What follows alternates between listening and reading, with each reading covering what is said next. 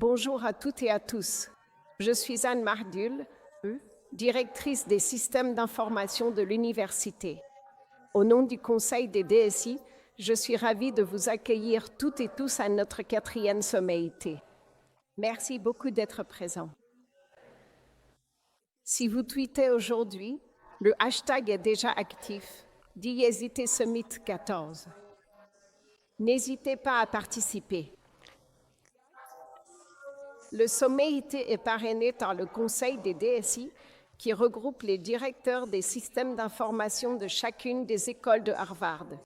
Vous entendrez certains membres du Conseil un peu plus tard lors d'une table ronde, mais j'aimerais prendre un instant pour remercier les DSI, les remercier pour leur soutien à cet événement, les remercier pour tout le travail formidable qu'ils accomplissent pour faire avancer nos initiatives stratégiques et les remercier pour ce qu'ils font chaque jour. Je vais leur demander de bien vouloir se lever afin que vous puissiez voir qui ils sont. Merci.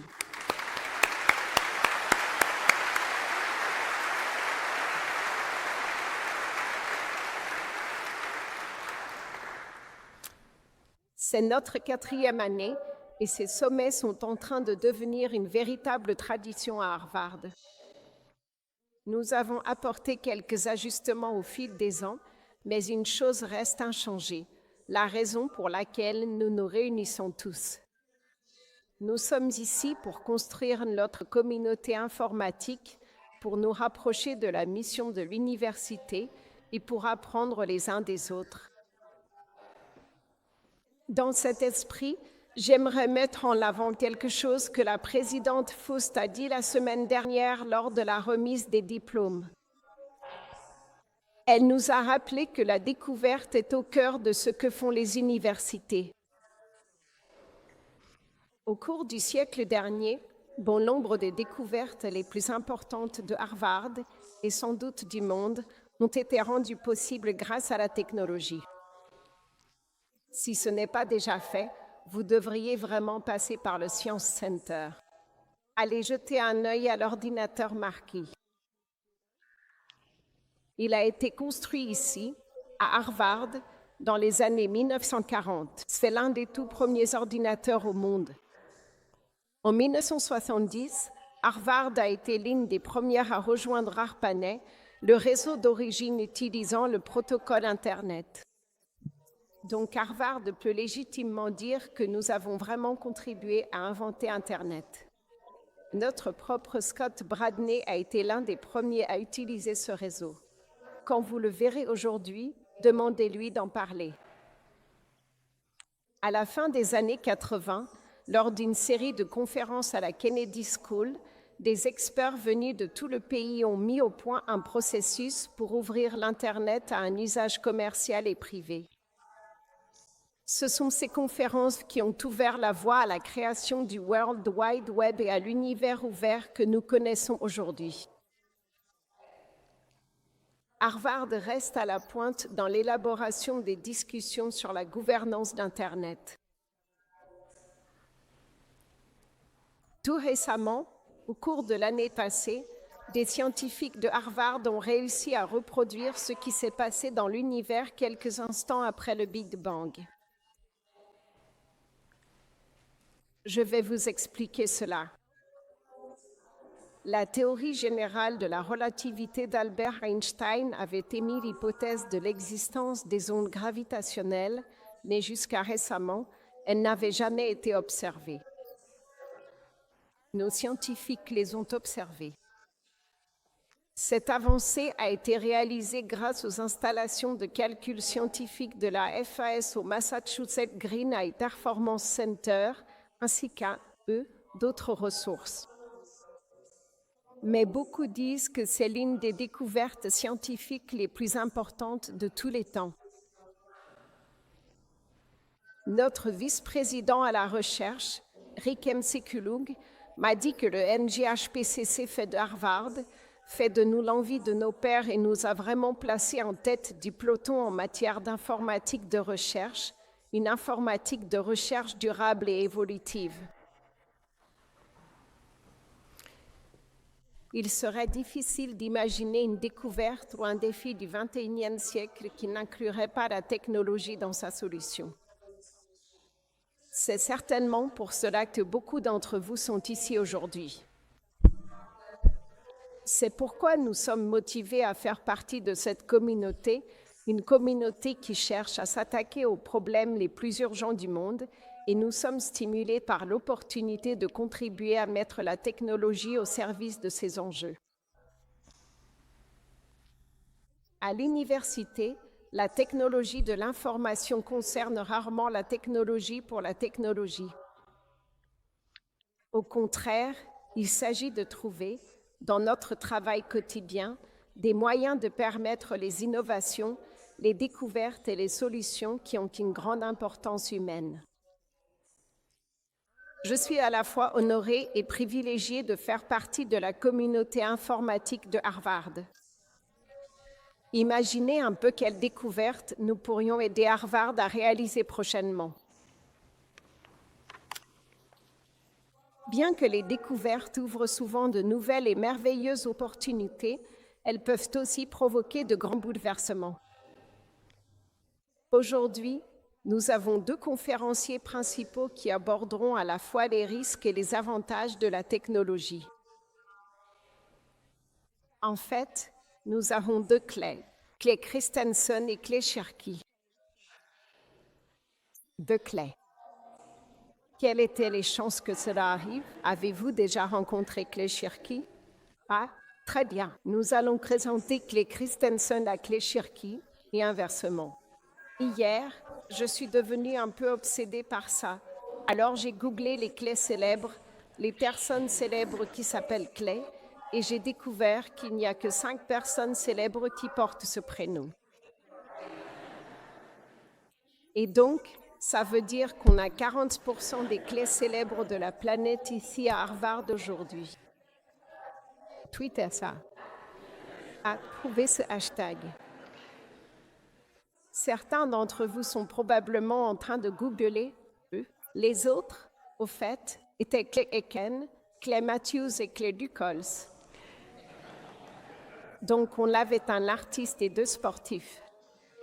Vous pourriez en trouver quelques autres, comme un chanteur country et un acteur. Je n'ai jamais entendu parler d'eux. Ils ne peuvent pas vraiment être célèbres. Ils ne comptent pas.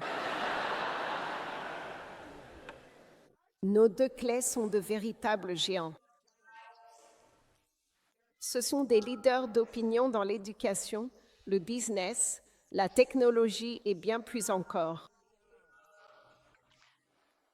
Sans aucun doute, avec leurs interventions aujourd'hui, Clay et Clay vont contribuer à façonner notre avenir. D'accord. Kevin m'avait dit que j'aurais droit à un silence gênant pour celle-là, mais d'accord. Je suis maintenant très honorée de vous présenter notre conférencier principal, le professeur Clayton Christensen. Le professeur Christensen est titulaire de la chaire Kinbe Clark en administration des affaires à la Harvard Business School. Il est considéré comme l'un des plus grands experts mondiaux en innovation, en particulier sur la façon dont les innovations de marché peuvent provoquer des bouleversements incroyables. Son livre, The Innovator's Dilemma, a été nommé par The Economist comme l'un des 6 livres les plus importants sur les affaires jamais écrits. En 2011, un sondage mené auprès de milliers de dirigeants et d'experts a identifié Clay comme le penseur d'affaires le plus influent au monde. Nous sommes tellement chanceux de l'avoir avec nous aujourd'hui. Veuillez accueillir Clay Christensen.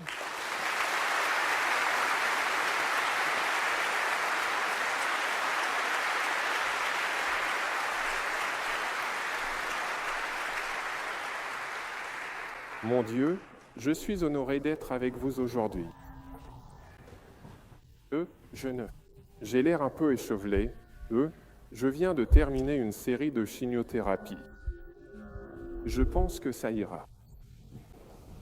Mais la thérapie, a causé J'ai perdu la capacité de sentir mes pieds et, Donc je vais lentement et j'étais en retard en revenant de l'école de commerce et c'est pour ça que je transpire. Ce n'est pas ça. J'ai forcément peur de toi. Laisse-moi,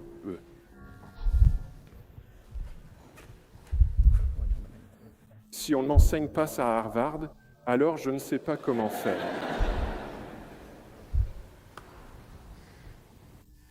Ce que j'ai essayé de faire, c'est que ma première carrière, j'ai fondé et dirigé une entreprise avec plusieurs professeurs du MIT.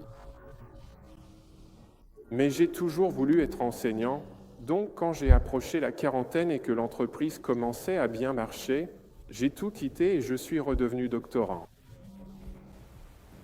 Et, j'ai apporté avec moi une énigme à laquelle je ne pouvais pas vraiment répondre au sein d'une entreprise, mais que je pouvais aborder ici.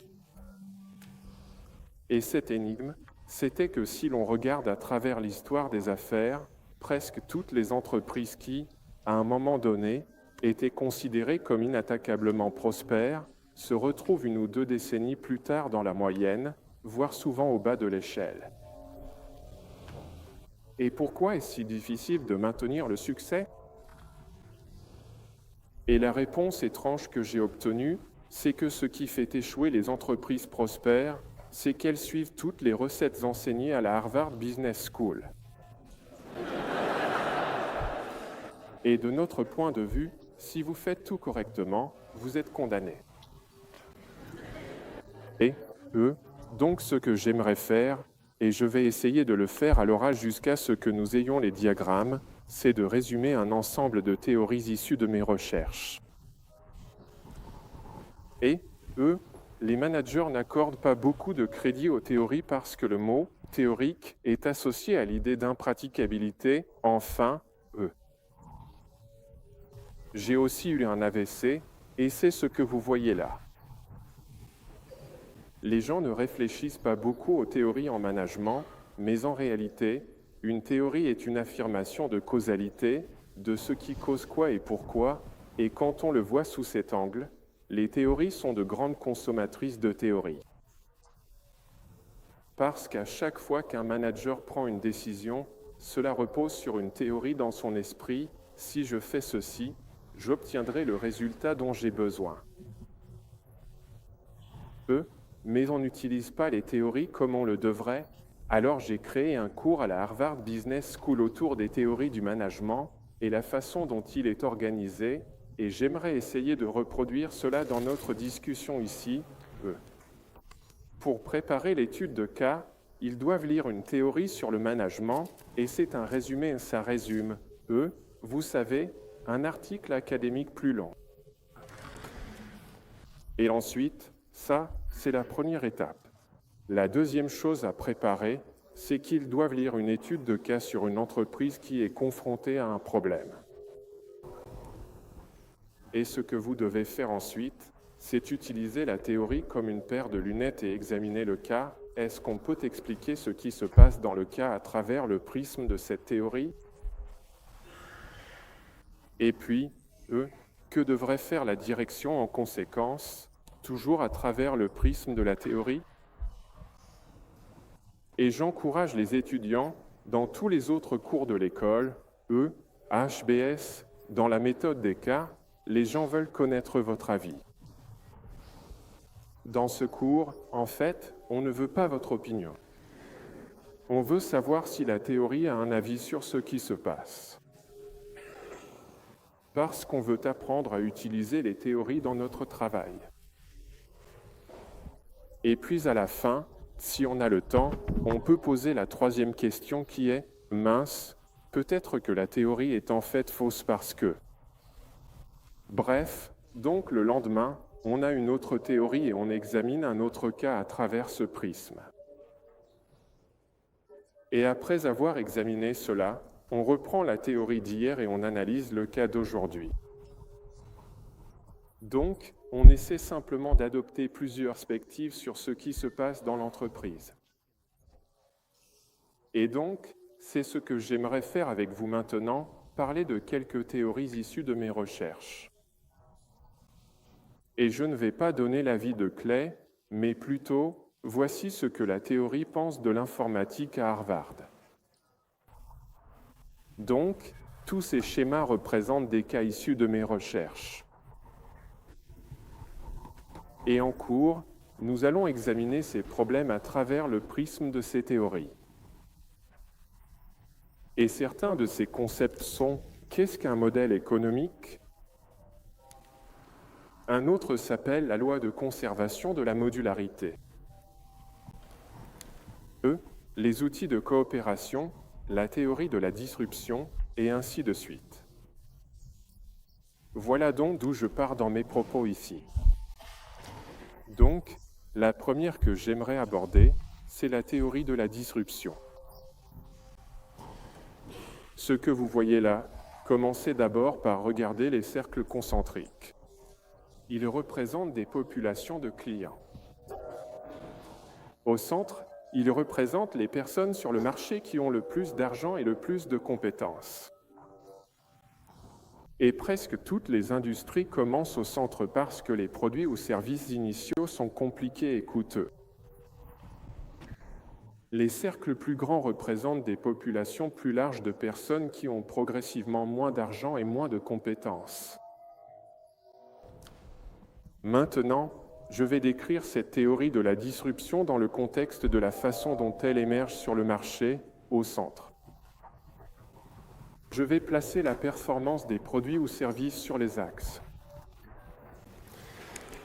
Dans chaque marché, il existe deux trajectoires.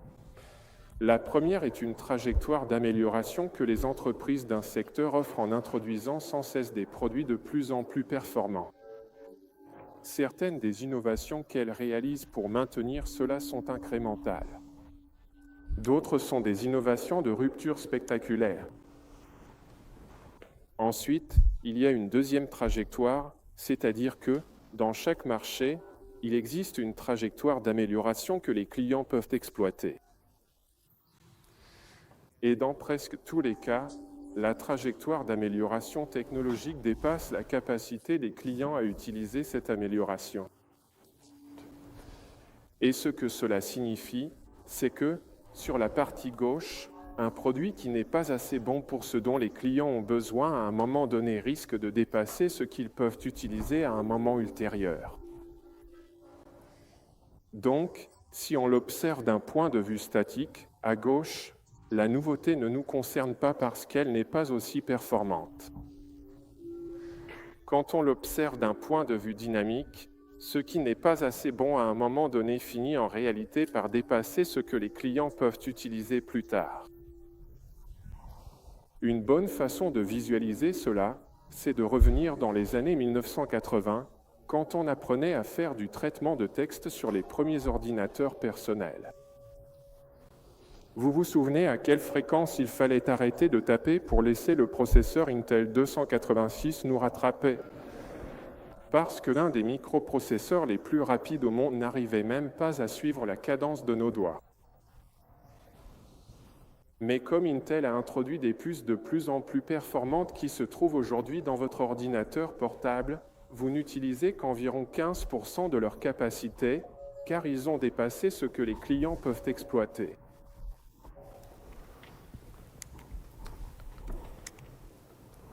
Nous appelons ce type d'innovation, qui transforme de bons produits en produits encore meilleurs, des innovations de maintien.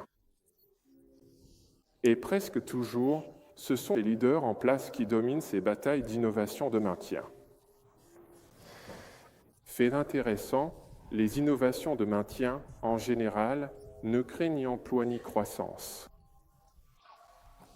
Et la raison, c'est qu'en fait, presque par définition, si une innovation de maintien est celle qui, fonctionne mieux que l'ancienne génération, si je réussis à vous convaincre d'acheter le nouveau produit, vous n'achetez pas l'ancien. Quand Toyota nous convainc d'acheter une Prius, nous n'achetons pas une Camry. Et donc, par leur nature même, les innovations de maintien sont très importantes, mais elles ne créent pas de croissance en soi pour une entreprise ou pour un pays. Il existe cependant un autre type de technologie qui a un impact très différent. Nous appelons cela une innovation de rupture. Les innovations de rupture, le mot « rupture » a beaucoup de connotations différentes en anglais, mais la définition que nous lui donnons ici est la suivante. Les innovations de rupture transforment des produits qui, à l'origine, étaient compliqués et coûteux, en des produits tellement plus abordables et accessibles qu'un plus grand nombre de personnes peuvent y avoir accès. Et ce que nous avons constaté, c'est qu'invariablement, lorsque la rupture se produit, ce sont généralement les nouveaux entrants qui l'emportent et finissent par éliminer les leaders en place. Et vous verrez où je veux en venir à la fin, c'est que dans l'enseignement supérieur, nous n'avons jamais connu de rupture, sauf maintenant avec l'apprentissage en ligne. Et donc, quand nous regardons notre passé, nous pourrions dire que nous sommes différents. Mais en réalité, nous ne sommes pas différents. Cela ne s'était tout simplement jamais produit jusqu'à présent. Donc, j'aimerais vous expliquer cela un peu plus en détail. N'était jamais arrivé jusqu'à présent, et donc je voudrais en parler un peu. Par exemple, si vous remontez aux années 1970 et 1980, il y avait une entreprise dans la région de Boston appelée Digital Equipment Corporation, et à cette époque, c'était l'entreprise la plus admirée au monde, tous secteurs confondus. Et lorsque vous lisiez des explications sur les raisons du succès de Digital, inévitablement, on l'attribuait au génie de l'équipe de direction.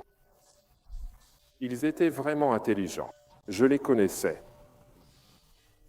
Et puis, vers 1990, 1988, Digital Equipment a tout simplement chuté et a commencé à se désagréger très rapidement. Et lorsque vous lisiez des explications sur la raison pour laquelle Digital avait connu une telle débâcle, on l'attribuait toujours à l'incompétence de l'équipe de direction. Exactement les mêmes personnes étaient aux commandes. Donc, pendant un moment, j'ai formulé la question ainsi, mince, comment des gens aussi intelligents ont-ils pu devenir aussi stupides aussi vite ? Et c'est à peu près le niveau auquel la plupart des journalistes s'arrêtent lorsqu'ils étudient ce phénomène dans le monde des affaires, à savoir qu'une équipe qui était compétente à un moment donné s'est retrouvée dépassée à un autre. Mais la raison pour laquelle l'hypothèse de la direction stupide ne me semblait pas logique, c'est que ce n'était pas seulement Digital qui s'est effondré, mais toutes les entreprises qui fabriquaient le même type d'ordinateur, ce qu'on appelait un mini-ordinateur, toutes se sont effondrées en même temps. Donc il ne s'agissait pas seulement de Digital, mais aussi de Data General, Prim, Wang, Nixdorf, Hewlett-Packard, Honeywell. Et on pourrait s'attendre à ce que ces gens-là s'entendent parfois sur les prix, mais s'entendre pour s'effondrer ensemble, c'est un peu tiré par les cheveux, il devait forcément y avoir quelque chose de plus fondamental qui se passait. Donc, pour ceux d'entre vous qui se souviennent à quoi ressemblaient ces mini-ordinateurs, on les appelait mini parce qu'ils étaient bien plus petits qu'un mainframe, mais un mini-ordinateur était quand même un peu plus gros que cet appareil ici, qui coûtait 4C2, 250 000 $. Et le processus de vente impliquait beaucoup de formation, de support, de services et de logiciels, et il fallait simplement avoir ce genre de coût dans l'entreprise pour pouvoir jouer dans la cour des mini-ordinateurs.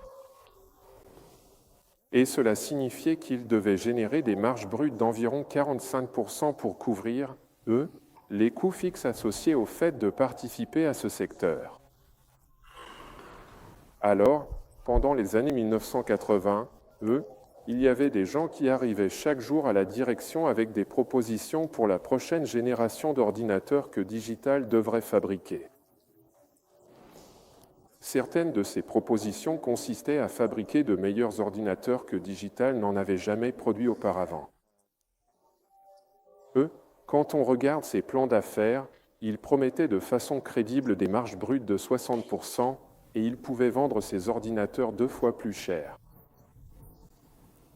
Alors, pendant que l'entreprise essayait de décider s'il fallait investir dans ce genre de produit, il y avait d'autres personnes qui arrivaient littéralement chaque jour en disant « Mesdames et messieurs, vous ne comprenez pas.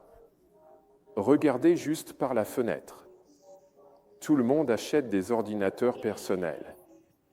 Vous ne le voyez pas? Eh bien, la direction sortait regarder par la fenêtre pour voir ce qui se passait dans les années 1980, et en effet, ils pouvaient constater que tout le monde achetait des ordinateurs personnels. Mais plus ils regardaient attentivement, plus ils remarquaient d'autres choses inquiétantes. D'abord, vous vous souvenez à quel point ces premiers ordinateurs personnels étaient nuls? Oui. En fait, Apple vendait l'Apple II comme un jouet pour enfants. Cela signifiait que plus Digital écoutait attentivement ses clients, moins il recevait de signaux indiquant que l'ordinateur personnel comptait, car en réalité, il n'avait aucune importance pour leurs clients. Et puis, quand ils ont examiné les plans d'affaires, c'était encore pire, car dans les meilleures années, la marge brute était de 40%. Elles allaient rapidement tomber à 20%, et on ne pouvait gagner ces maigres pourcentages que sur des ordinateurs vendus $2000. Alors la direction est là, en train d'essayer de décider quoi faire, et ils se disent « Bon sang, les gars, je me demande si on ne devrait pas fabriquer de meilleurs produits qu'on pourrait vendre avec de meilleures marges à nos meilleurs clients. D'un autre côté, peut-être qu'on devrait fabriquer de moins bons produits que nos clients n'achèteraient pas et qui ruineraient nos marges. Qu'est-ce qu'on fait ? » Et on appelle ça le dilemme de l'innovateur parce que faire ce qui est juste est en fait la mauvaise chose à faire, et faire ce qui est mal est la bonne chose à faire. Et, ça se produit encore et encore. Si vous aviez quelques jours, on pourrait passer en revue comment cela s'est produit partout, sauf ici dans l'enseignement supérieur, parce que cette disruption, c'est l'apprentissage en ligne, et c'est la première fois que ce genre de phénomène se produit, ainsi que dans le secteur de la santé où cela doit absolument arriver. Maintenant, ce dont je voudrais parler ensuite, c'est « Puis-je prédire l'avenir d'une innovation disruptive ?»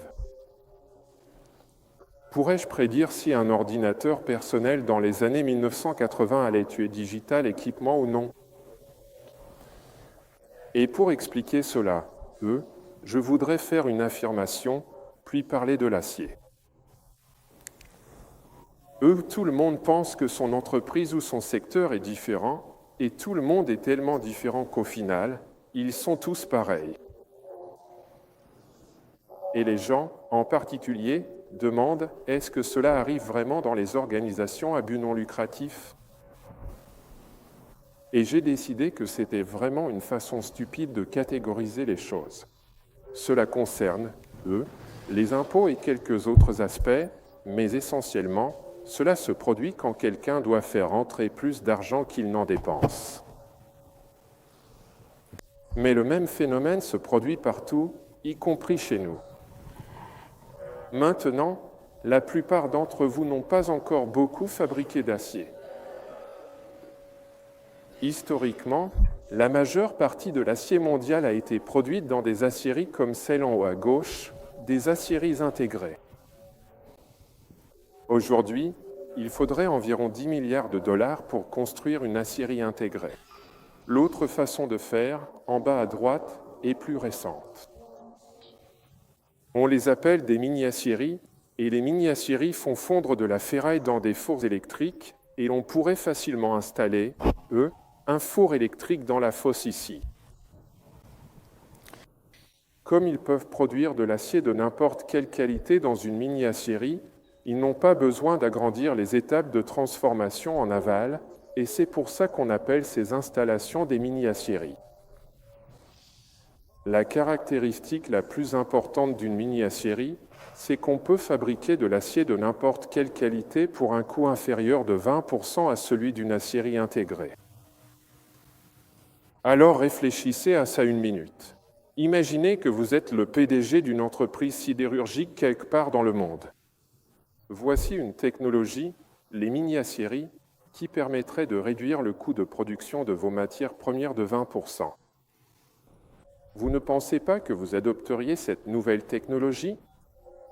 Et pourtant, aucune entreprise sidérurgique intégrée, nulle part dans le monde, n'a encore adopté la mini-aciérie, Et le résultat, c'est que les mini-aciéries représentent aujourd'hui près de 70% du marché et que toutes les aciéries intégrées, sauf une, ont fait faillite. Et voici, selon moi, pourquoi quelque chose qui a parfaitement du sens est impossible à réaliser pour des gens intelligents. Dans leur marché, comme dans tous les marchés, il existe des segments. Tout en bas du marché, on trouve les barres d'armature en béton ou rebar. On pourrait fabriquer des barres d'armature cet après-midi si ça vous intéresse. En haut de gamme, il y a la tôle d'acier, celle qu'on utilise pour fabriquer, des appareils électroménagers et des voitures. C'est très difficile à produire. Au début de l'histoire, les aciéries intégrées fabriquaient toute la gamme de ces produits. Les mini-aciéries sont devenues technologiquement viables à la fin des années 60 et comme elles faisaient fondre de la ferraille dans ces fours électriques, la qualité qu'elles pouvaient produire était vraiment médiocre. En fait, le seul marché qui achetait ce que produisaient les mini-aciéries, c'était les barres d'armature tout en bas, parce qu'il n'y a quasiment aucune spécification pour les barres d'armature à la base, et puis une fois que tu les as coulées dans le béton, tu ne peux même plus vérifier si elles respectent les normes ou pas. Du coup, les barres d'armature étaient un marché parfait pour des produits de mauvaise qualité. Et quand ils ont attaqué ce segment du marché, les aciéries intégrées, à gauche, étaient tout simplement ravis de sortir du secteur des barres d'armature parce que, franchement, c'était un marché de chiens où tout le monde se bouffait entre eux. Elles ne pouvaient générer que des marges brutes de 7%, alors pourquoi voudraient-elles défendre un secteur minable à 7% de marge alors que, pour les cornières, les barres plus épaisses et les tiges, les marges étaient de 7 à 12%? Alors, il s'est passé quelque chose d'intéressant. Lorsque les aciéries intégrées ont quitté le marché des barres d'armature et ont fait le bilan de ce qui leur restait, leur rentabilité s'est améliorée en se retirant. Les mini-laminoirs avaient un avantage de coût de 20%. Ils ont engrangé des tonnes d'argent en s'installant là où les aciéries intégrées s'étaient retirées. Et donc, tout le monde était plutôt content, mais cet équilibre s'est effondré en 1979. 1979 a été l'année où les mini-laminoirs ont finalement évincé le dernier acteur intégré à coûts élevés du marché des barres d'armature.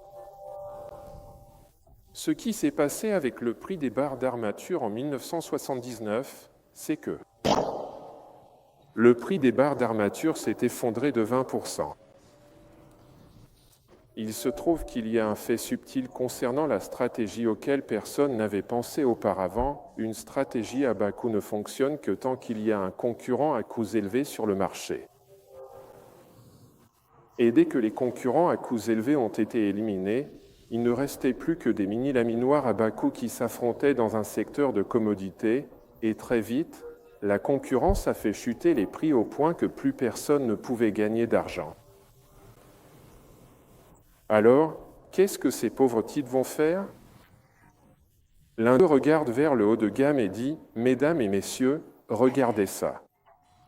Si on fabrique simplement de l'acier plus grand et de meilleure qualité, on pourrait à nouveau gagner de l'argent parce qu'ils font des marges de 12% là-haut. » Alors ils ont repoussé leurs limites pour attaquer ce segment du marché. Les aciéries intégrées, de leur côté, ont regardé ça et se sont dit « Mon Dieu, c'est vraiment un secteur où c'est chacun pour soi. Sortons de là. » Parce que si on supprimait la partie la moins rentable de la gamme de produits et qu'on additionnait les chiffres restants, notre rentabilité s'améliorait en quittant ce segment. Et les mini-laminoirs, grâce à leur avantage de coût de 20%, voyaient leur rentabilité s'améliorer en entrant sur ce marché. Les deux étaient contents, mais tout s'est effondré en 1984. C'est cette année-là que les mini-laminoirs ont finalement réussi à évincer le dernier acteur intégré à coûts élevés du marché des cornières. Et ce qui est arrivé au prix de ces produits cette année-là, c'est pouf. Les prix se sont effondrés de 20%. Et la récompense pour les mini-laminoirs après leur victoire, c'est qu'ils n'arrivaient plus à gagner d'argent. Alors, Qu'est-ce que ces pauvres types allaient bien pouvoir faire? Ils devaient monter en gamme vers l'acier de construction, parce que là, les marges étaient de 18%. Et quand les laminoirs intégrés ont vu les mini-laminoirs monter en gamme, ils se sont dit « Tiens, je me demande si on devrait défendre un secteur à 18%, parce que dans la tôle d'acier, on peut faire 25 ou 30%. Ça n'a aucun sens de défendre le bas de gamme. » Et donc, à mesure que les laminoirs intégrés entraient, les laminoirs intégrés sortaient, et en sortant, leur rentabilité s'améliorait. Et on pourrait continuer comme ça encore et encore. Je ne sais pas si, on dirait que je raconte toujours la même histoire. Mais c'est ce qui s'est passé. Et, aujourd'hui, les sociétés d'acier intégrées en Amérique du Nord représentent près de 70% de notre production, et toutes sauf une des usines intégrées ont fait faillite. Vous remarquerez que j'ai pu raconter toute l'histoire sans utiliser une seule fois les mots « manager stupide ». Parce qu'il n'y a aucune stupidité impliquée, d'un côté comme de l'autre. Chaque fois que les laminoirs intégrés se débarrassaient des clients les moins intéressants, leur rentabilité s'améliorait, et s'égala. Alors, si vous êtes un petit et que vous voulez abattre un géant, comment vous y prenez-vous? Eh bien, ce que cela suggère, c'est que si vous pensez pouvoir battre les leaders en fabriquant de meilleurs produits que vous pouvez vendre avec de meilleures marges aux meilleurs clients du géant, ils vous écraseront. Mais si vous arrivez tout en bas du marché et que, vous ciblez des clients pour lesquels le géant est motivé à fuir plutôt qu'à se battre, c'est ainsi que des entreprises prospères et bien gérées se font éliminer, quelqu'un arrive, et nous sommes plus motivés à fuir qu'à nous battre. Donc, on pourrait parler un peu de ce que nous voulons à propos de l'apprentissage en ligne avancé. Mais, ce que l'on peut voir, si je reviens en arrière, c'est que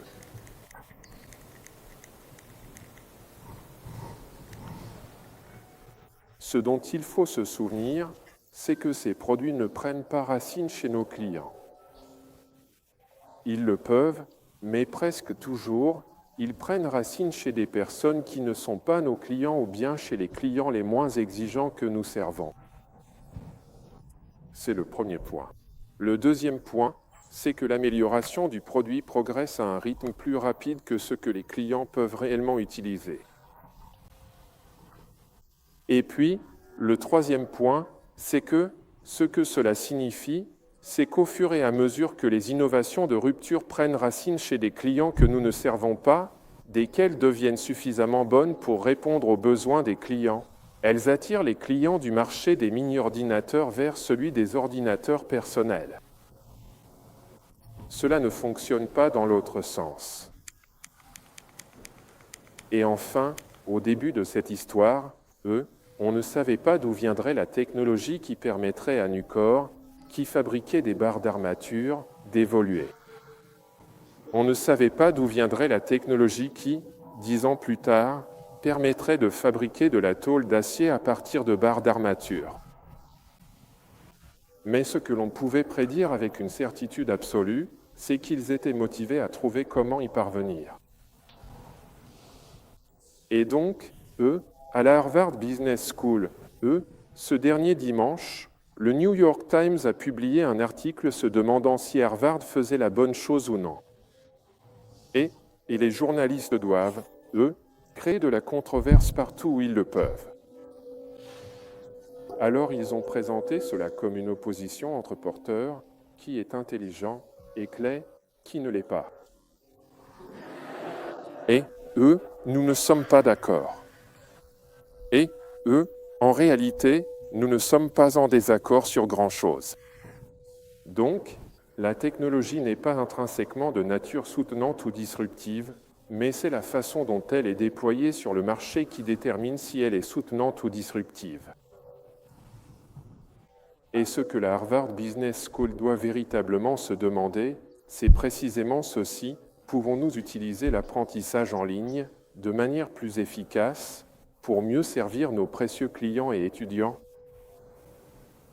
Et la réponse est oui, et absolument, nous devrions le faire, parce qu'il y a toutes sortes d'opportunités sur les marchés existants avec nos clients actuels.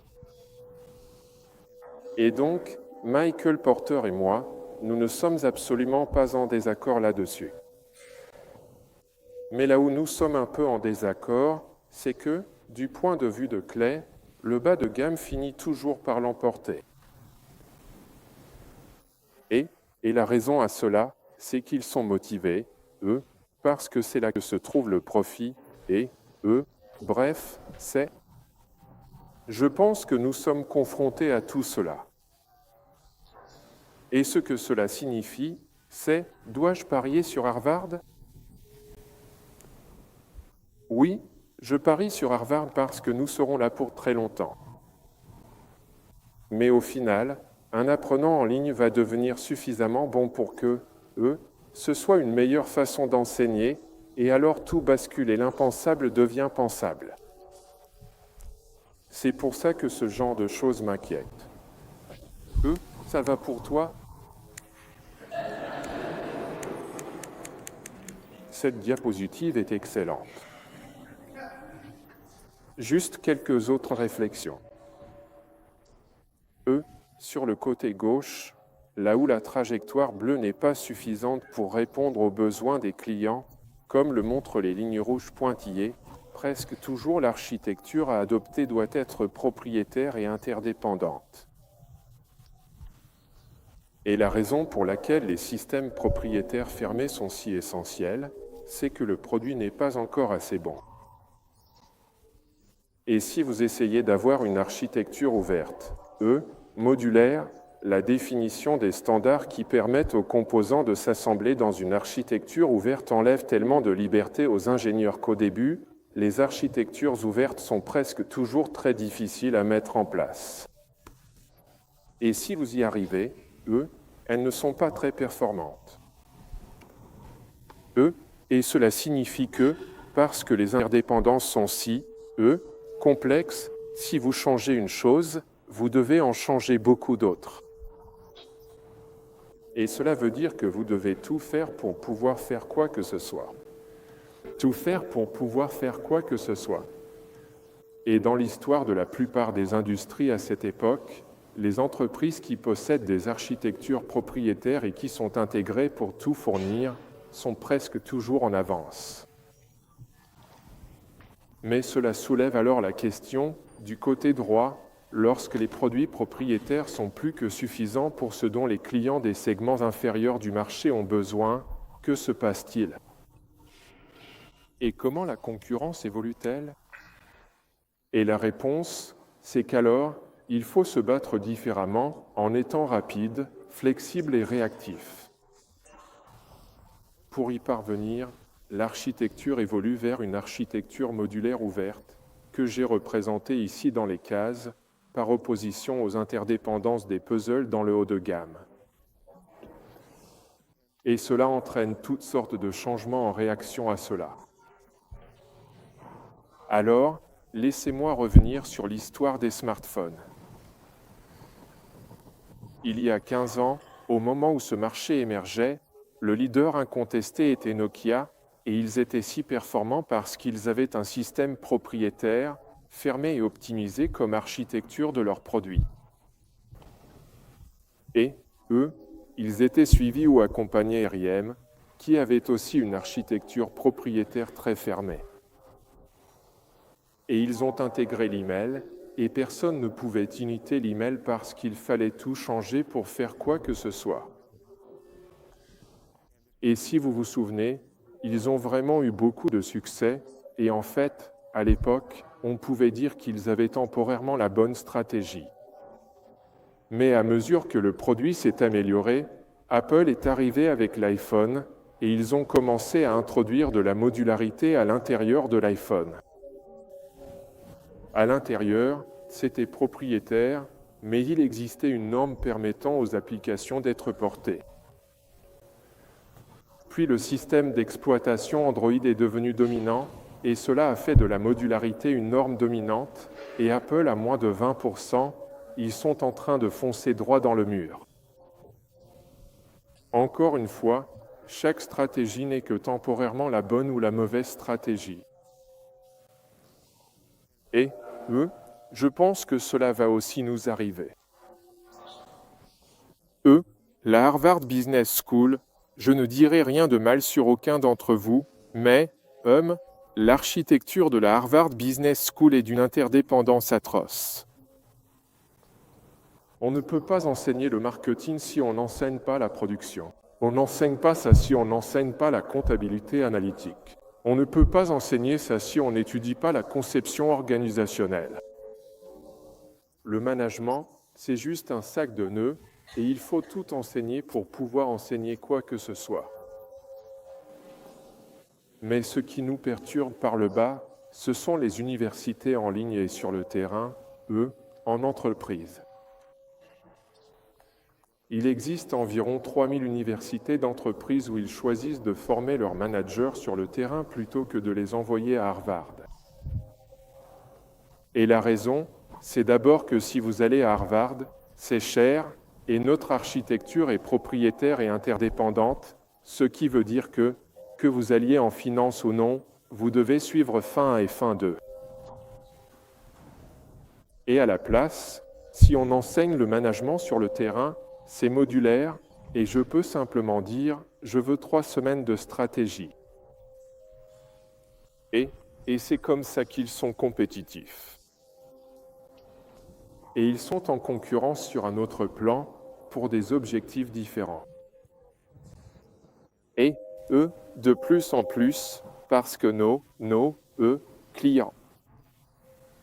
Je suis désolé, nos étudiants coûtent tellement cher à embaucher que les entreprises d'exploitation internalisent l'enseignement de ce qui était autrefois nos étudiants, et la modularité prend le pas sur les architectures interdépendantes. Alors, quand on réfléchit à ce qui arrive à une industrie lorsqu'elle passe de propriétaire à ouverte, qui gagne et qui perd? Je vais juste vous donner un exemple, mais il y a vraiment une théorie derrière tout ça. En haut à gauche, ceux qui détenaient la marque étaient les fabricants du système. Donc, à l'époque des ordinateurs centraux et des mini-ordinateurs, l'architecture de ces produits était interdépendante. Personne ne connaissait même le nom des entreprises qui fournissaient les composants, mais ce à quoi on pensait, c'était IBM et Control Data, parce que la performance était déterminée au niveau du système. Et si vous fournissiez des composants, vous meniez une existence misérable et sans profit, car la performance n'était pas déterminée par les composants mais par le système. Mais quand l'ordinateur personnel est arrivé avec Compaq, Dell et Hewlett-Packard, il était modulaire et le pouvoir dans l'industrie s'est inversé. Donc, la standardisation signifiait que tous ceux qui fabriquaient, concevaient et vendaient des ordinateurs pouvaient faire exactement les mêmes choses. En fait, ils devaient faire exactement les mêmes choses à cause des normes. Et donc, là où l'argent se faisait, c'est que ça s'est déplacé vers les composants, et c'était Intel à l'intérieur et Microsoft à l'écran, et Nvidia comment dire? La vidéo, oui. C'est là que l'argent a changé de camp, et ce sont des entreprises qui nécessitent vraiment des économies d'échelle. Et donc, l'une des conséquences qui s'est produite dans de nombreux autres cas, et qui arrivera probablement ici, c'est que, en haut à gauche, Harvard, qui contrôle le système, aura l'architecture propriétaire et la marque que personne ne pourra égaler. Et les composants, c'est-à-dire les cours que nous proposons, la plupart des gens ne se souviendront même pas de qui ils proviennent. Et, mais à mesure que cela progresse, à mesure que l'industrie traverse cette transition, la théorie dit que la marque pourrait en fait migrer vers les cours plutôt que vers l'université. Et tout comme tout le monde a besoin d'un microprocesseur Intel pour vendre son ordinateur, les gens diront « j'ai besoin de ce cours » et s'il vient de Harvard, c'est encore mieux. Mais cela deviendra beaucoup plus modulaire. Et cela ne se produit pas avec nos clients, mais avec des clients ailleurs qui ne peuvent pas venir à Harvard et qui apprennent sur le tas. Ensuite, cela deviendra suffisamment bon et les clients migreront alors de là où nous sommes vers là où ils sont. Alors, je vais juste poser une dernière question. La description que je viens de donner ici représente-t-elle une menace pour Harvard ou une opportunité de croissance pour Harvard? C'est une vraie question. Les deux. C'est exact. En ce moment, c'est une énorme opportunité de croissance parce que, dans notre jargon, on appelle ça la non-consommation. Ce que nous proposons est difficile d'accès et très coûteux, et nous sommes au centre. Et ici, il y a tellement de non-consommation d'apprentissage que, il y a d'énormes opportunités de croissance. Et donc, on pourrait penser que, on peut simplement continuer à faire ce qu'on fait pendant très longtemps sans être affecté, et on ne remarque même pas qu'il existe, ailleurs, d'autres moyens pour des gens qui ne pouvaient pas venir ici, mais qui sont là maintenant. Et on regarde ça d'un point de vue statique et on se dit, ils ne sont pas aussi bons que Harvard, donc on n'a pas à s'inquiéter. Mais c'est la bonne réponse à la mauvaise question. Et la vraie question, c'est, si je regarde ça d'un point de vue dynamique, dans 10 ans, est-ce qu'ils auront trouvé comment enseigner avec la méthode des cas? On ne sait pas d'où viendra la technologie, mais on peut prédire, sans certitude absolue, qu'ils sont motivés à trouver la solution. Et quand ils y parviendront, cela deviendra alors une véritable menace et nous regretterons de ne pas avoir traité ce problème plus tôt. Parce que si, lors d'une journée chaude, tu plantes un arbre pour avoir de l'ombre, tu ne peux pas faire ça. Donc, il faut qu'on s'en occupe maintenant. Bref, tu es patient. Merci de m'avoir laissé exposer tout ça et merci, pour tout ce que vous faites pour nous aider à grandir.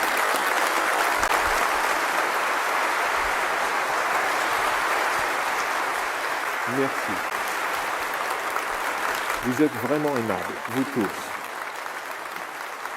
Merci à vous.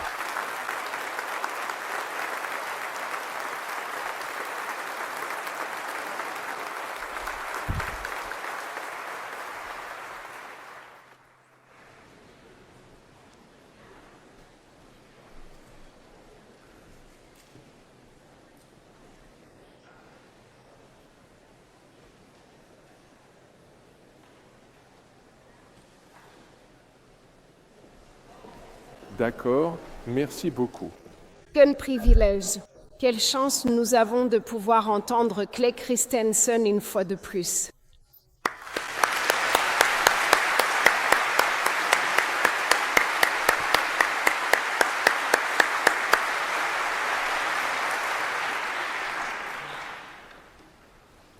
Vos retours lors du sommet de l'an dernier nous ont indiqué que vous vouliez que nous ramenions le panel du Conseil des DSI pour une session de questions-réponses.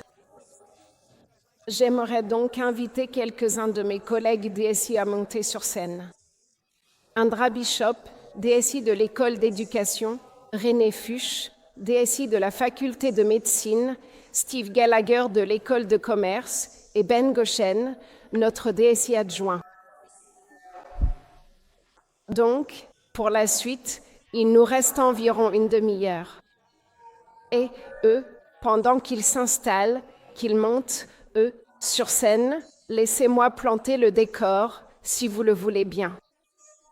Le professeur Christensen a parlé de la disruption dans l'enseignement supérieur et il est clair que l'informatique est au cœur de la tempête.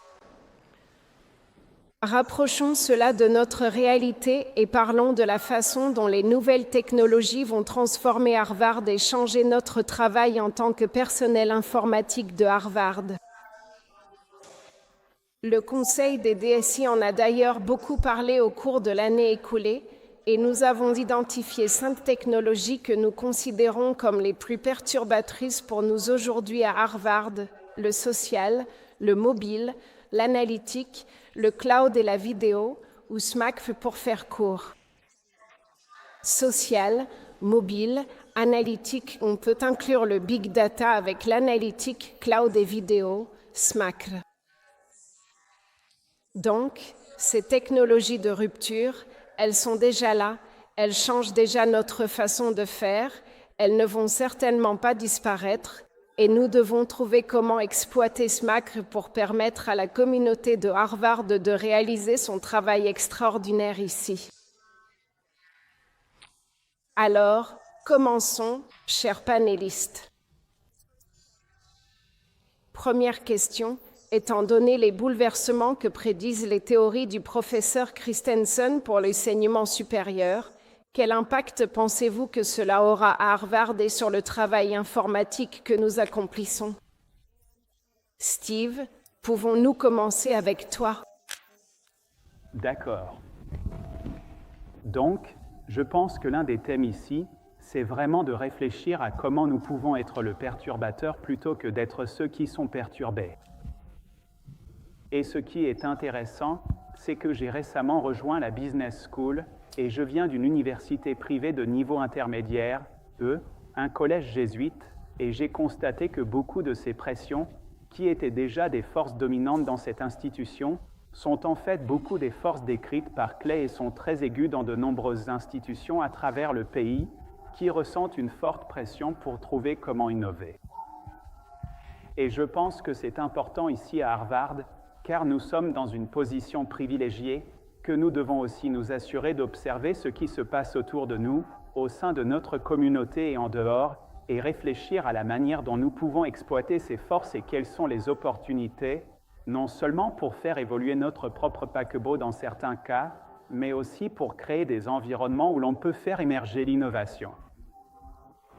Et dans certains cas, cela implique de créer des skunkworks qui peuvent être à distance de nos propres opérations principales, parce que nous savons tous qu'il faut que nos trains continuent de rouler à l'heure, mais cela ne devrait pas être la raison pour laquelle nous n'empruntons pas cette voie de l'innovation. Donc, une partie de la réflexion consiste à se demander quelle culture, quel environnement devons-nous créer et qui sont les perturbateurs avec lesquels nous devons collaborer ou même simplement apprendre afin de stimuler la créativité au sein de nos propres environnements. Je veux dire, ces forces sont vraiment actives et elles sont vraiment irrésistibles. Beaucoup de ces concurrents se trouvent à l'extérieur de la périphérie ou peut-être des écoles qui s'adressent à des étudiants non traditionnels ou à des entités d'apprentissage d'entreprise, mais il y a là une formidable innovation. Et il est vraiment important que nous tirions profit de ce que nous voyons se produire dans ces autres institutions, mais aussi que nous créions ici un environnement qui nous permette de nourrir ces dernières et de créer également un environnement qui nous permettra de tirer parti des technologies du futur. Super, merci Steve. Indra. Ouais, et je vais vous donner le point de vue de l'École supérieure d'éducation. Et nous, à l'École supérieure, pensons que nous allons aller de l'avant et changer le monde grâce à l'éducation.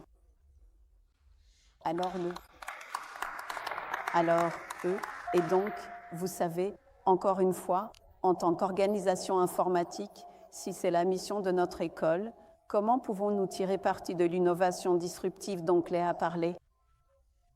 Et je pense que nous adoptons pleinement l'éducation en ligne, que l'éducation en ligne est la clé, en tant qu'innovation disruptive que nous pouvons exploiter pour, vous savez, accomplir la mission de notre école.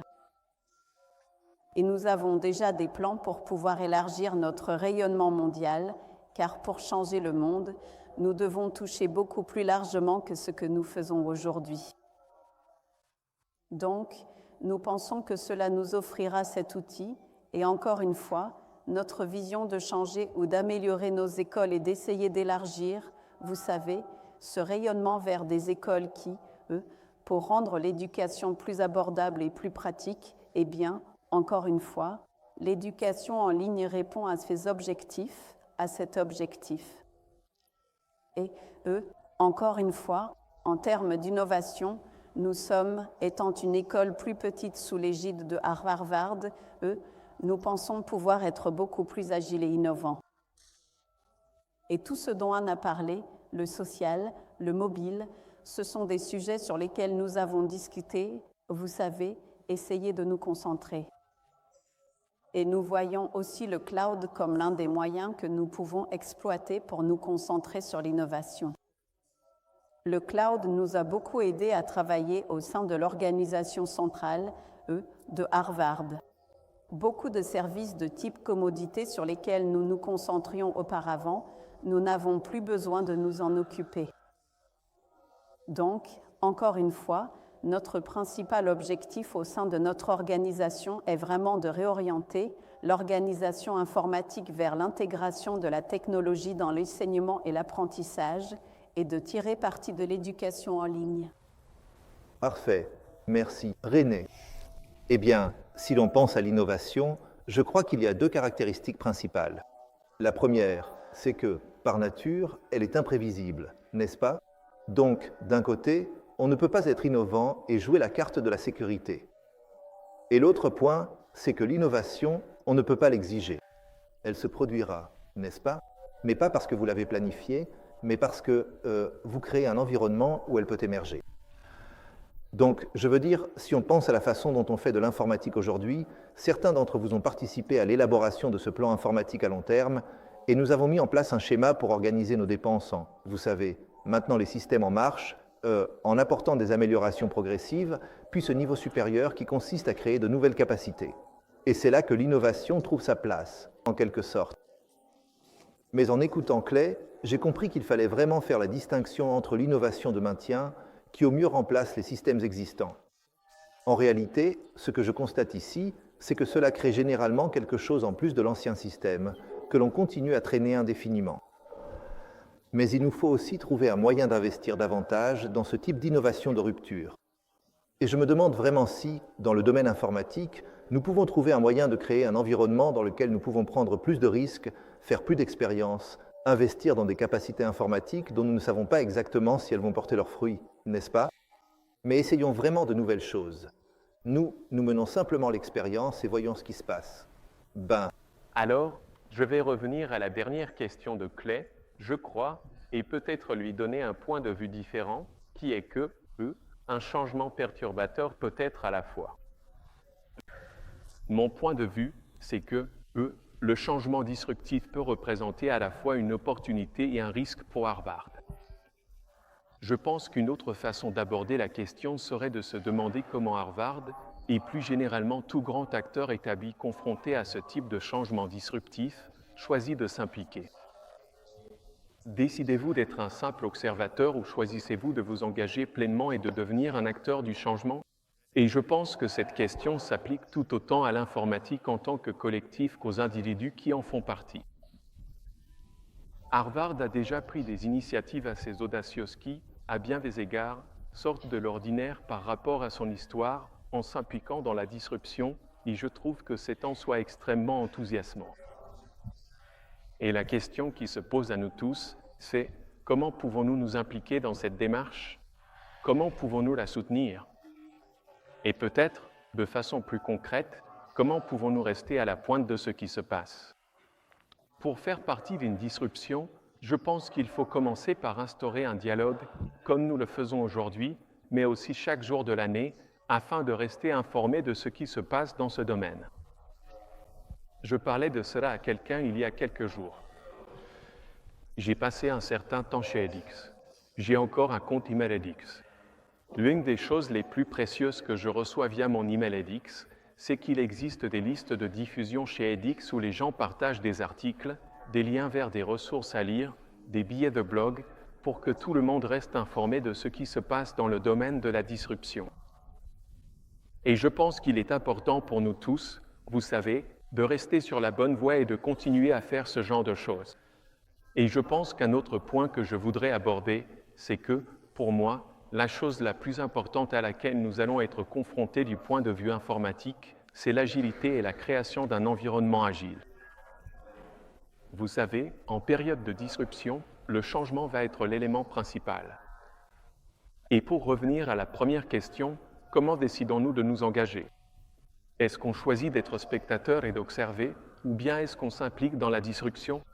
S'engager dans la disruption, c'est s'engager collectivement, mais aussi individuellement au changement. Et pour pouvoir faire cela, il faut créer un environnement qui le permette. Merci. Ces réponses, prises ensemble, je pense, posent un excellent cadre pour certaines des questions que vous avez posées.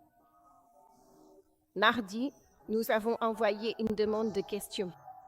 Merci à tous ceux qui nous en ont envoyé. Vos questions sont excellentes. Nous ne pourrons pas répondre à toutes, mais chacun recevra une réponse à sa question. Désolé d'avance, nous avons dû en raccourcir certaines, mais nous allons répondre au plus grand nombre possible de vos questions. Donc, merci de contribuer à façonner cette conversation. Et la première question que nous avons reçue, dont nous allons parler, est un parfait enchaînement, car Steve a parlé de maintenir le bon fonctionnement, Indra a évoqué la gestion d'un grand changement, René a parlé de créer plus d'espace pour la prise de risque et l'innovation, et Ben de l'agilité. Et cette question est la suivante. Il y a rarement une discussion en informatique sur la façon de mettre fin aux programmes qui ont dépassé leur utilité. Selon vous, qu'est-ce que nous devrions arrêter de faire en informatique? On dirait que Ben trépigne d'impatience. Tu viens juste de parler, laisse tomber. Tu viens juste de parler, il faut attendre. Je vais demander à René de commencer par nous dire ce que, selon lui, nous pourrions arrêter de faire pour libérer des ressources et pouvoir mener à bien une partie de cette disruption nécessaire. C'est une question difficile, bien sûr, non? Et je ne suis pas sûr de vouloir vraiment y répondre en bon politicien. Je vais. Est-ce que tu peux préciser la question et expliquer un peu plus comment on peut identifier ces domaines qu'on devrait arrêter? C'est bien ça? Et pour moi, une question importante, c'est comment interagions réellement avec la communauté pour prendre ces décisions, n'est-ce pas?